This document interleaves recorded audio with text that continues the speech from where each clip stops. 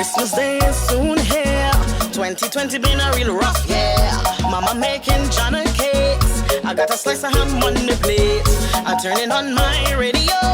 I wanna hear some calypso. I got a cup of rum in me hand. I am a West Indian. Christmas, oh Christmas, Christmas, say Christmas, oh yeah, Christmas, oh Christmas, Christmas, say Christmas.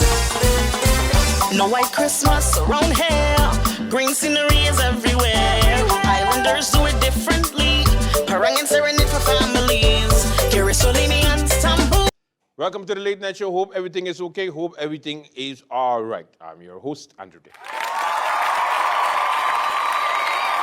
Okay, kids, what is happening on the lovely island of St. Martin? We begin with the news of a politician being convicted of perjury. Yes, 1 out of 2 persons were convicted in the connection with Franz Richardson's case that was held last year. The verdict was given today by the public prosecutor, and it was Khalil Ravin. He was convicted for perjury, and also Leonard Bromet. He's also a businessman, a local businessman. He has been convicted by the court of first instance. So that is the latest. We give you the information based on the fact that we covered the Franz Richardson case. So it's only fair that we continue so that it doesn't seem that we just picking on Uncle Franz. No, we got to make sure we go all the way. So that took place today. And of course, no word yet if an appeal will take place, yes or no. But for now, USP, one of the candidates of the USP has been convicted. That's nothing new because they had many,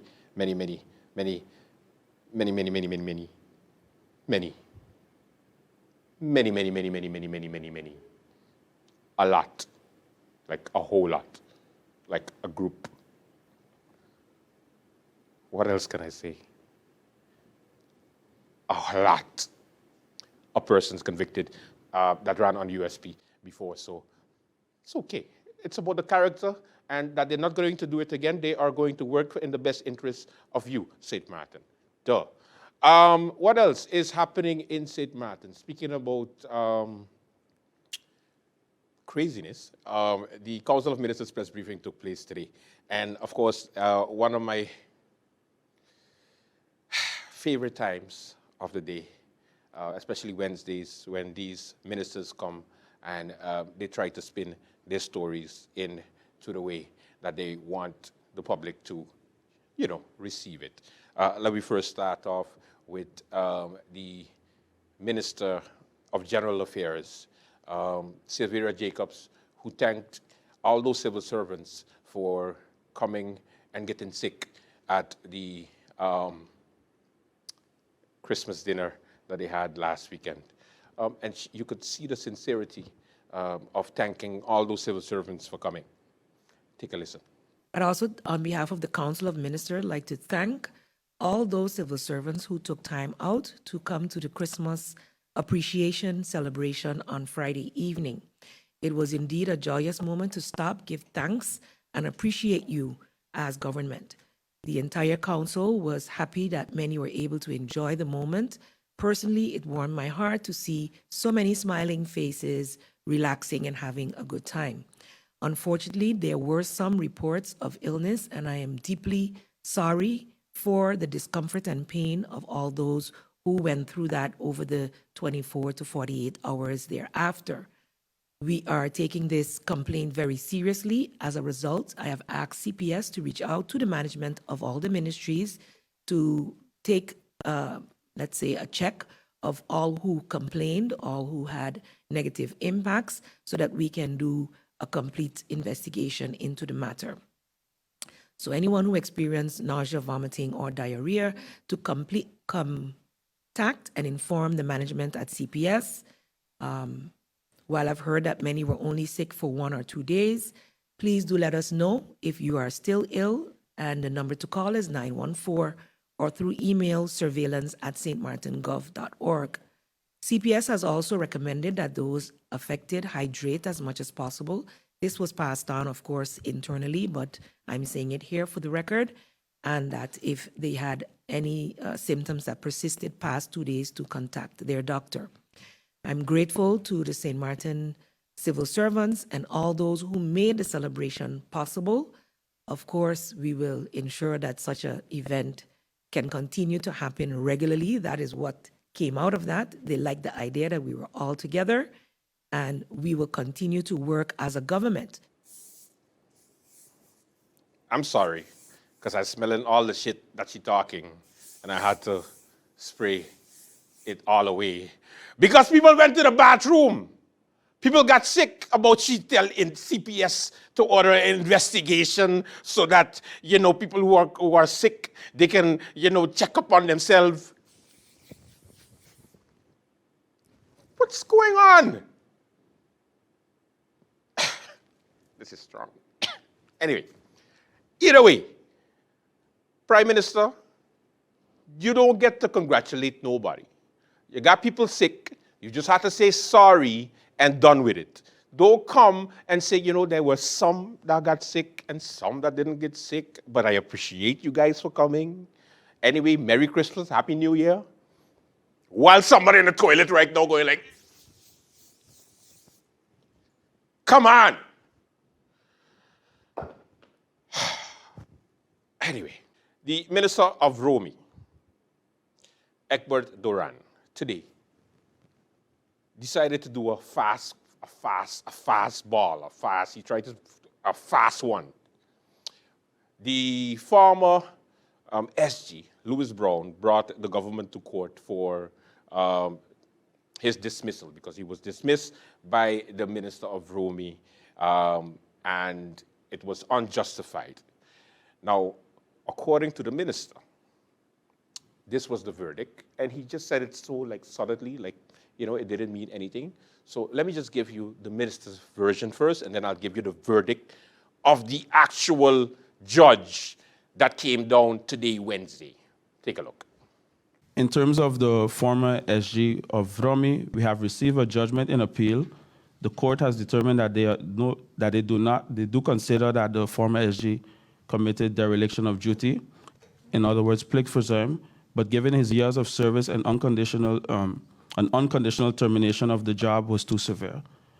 We do note that this case was handled before the judgment in Alegria case came out, so therefore a new decision is pending. And that will be all for now on that point until more information is made known. Okay, he lied. Yeah, because Alegria has nothing to do with it and didn't take into account of what Alegria is. No. You lost. The government lost the case. And Louis Brown's supposed to go back to work ASAP because the judge destroyed the regulation firing Louis Brown. So therefore, just like in the Mark Mingo situation, pay the man the money. Pay him his money and let him go back to work because his dismissal was unjustified. In the verdict, they even had communications with the minister on WhatsApp. WhatsApp is so dangerous. You notice? They're using it in court cases. Now, people just saving your WhatsApps and screenshotting just in case they're bringing you to court so that they could just have it there just in case you're lying.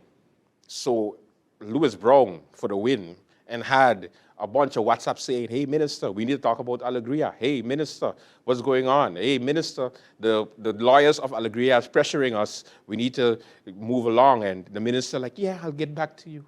Yeah, we're going to discuss it soon. No problem. The verdict was interesting.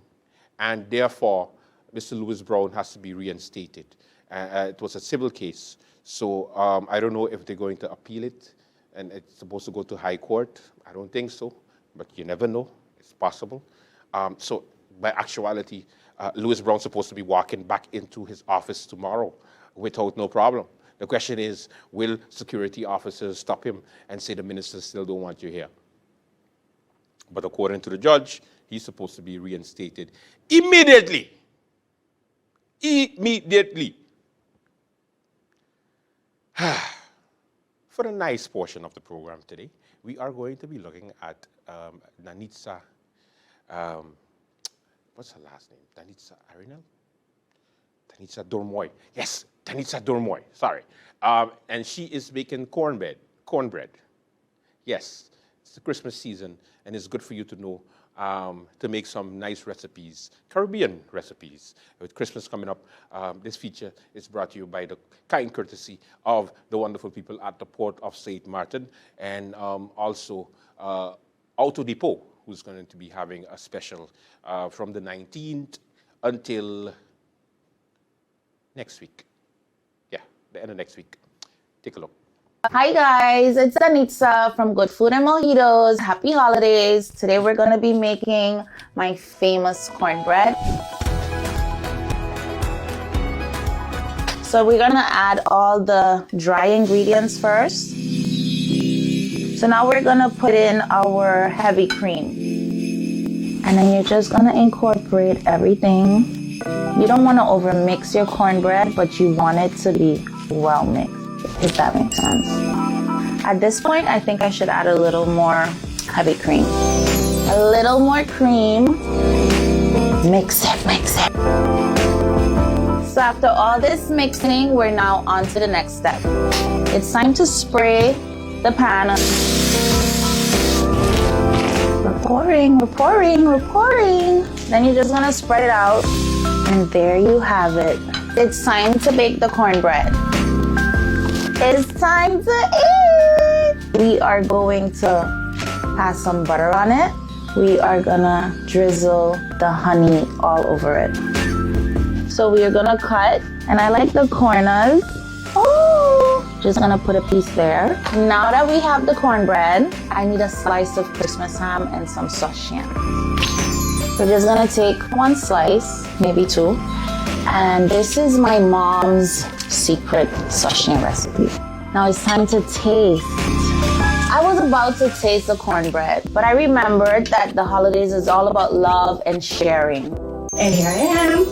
This is my best friend, and she's gonna taste the cornbread and the slice of ham. I hope you guys enjoyed it, and I hope you make this simple and quick recipe and let us know if it was good. It's a good. I'm testing. It's amazing. Happy holidays. Happy holidays, guys. All right, welcome to the Late Night Show. We have a good one for you. Let's begin.